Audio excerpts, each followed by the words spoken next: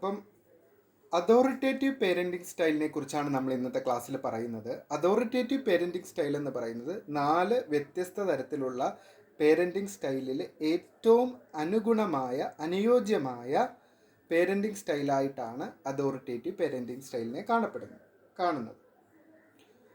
അപ്പോൾ ഒന്നാമത്തെ അതിൽ മാതാപിതാക്കളുടെ ഭാഗത്തു നിന്നുള്ള പ്രധാനപ്പെട്ട ഒരു കാര്യമെന്ന് പറയുന്നത് ഒന്ന് ഹൈ സപ്പോർട്ട് ആൻഡ് എക്സ്പെക്റ്റേഷൻസ്. അതായത് മാതാപിതാക്കൾ കുട്ടികളോട് വളരെയധികം സ്നേഹവും കരുതലും കാണിക്കുന്നതോടൊപ്പം തന്നെ കൃത്യമായ അച്ചടക്കവും നിയമങ്ങളും പാലിക്കാൻ അവരെ പ്രേരിപ്പിക്കുന്നു.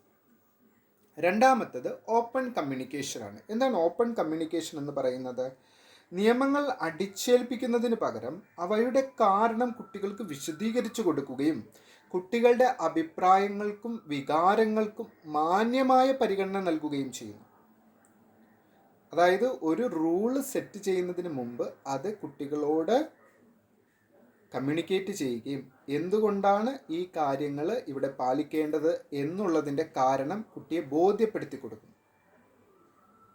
മൂന്നാമത്തേത് എൻകറേജ് ഇൻഡിപെൻഡൻസ്.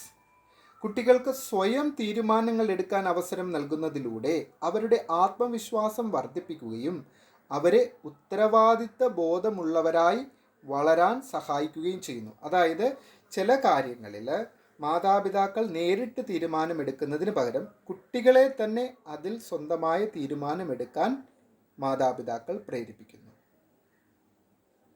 സോ അതിലൂടെ കുട്ടികളിൽ ചെറുപ്പത്തിൽ തന്നെ സ്വയം പര്യാപ്തത അല്ലെങ്കിൽ സ്വയാശ്രയബോധം വളർത്തിക്കൊണ്ടുവരാൻ സഹായിക്കുന്നു.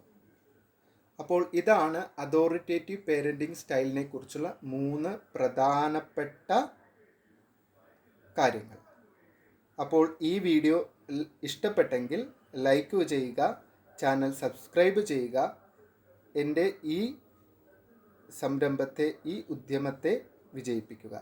Thank you everyone. God bless you all.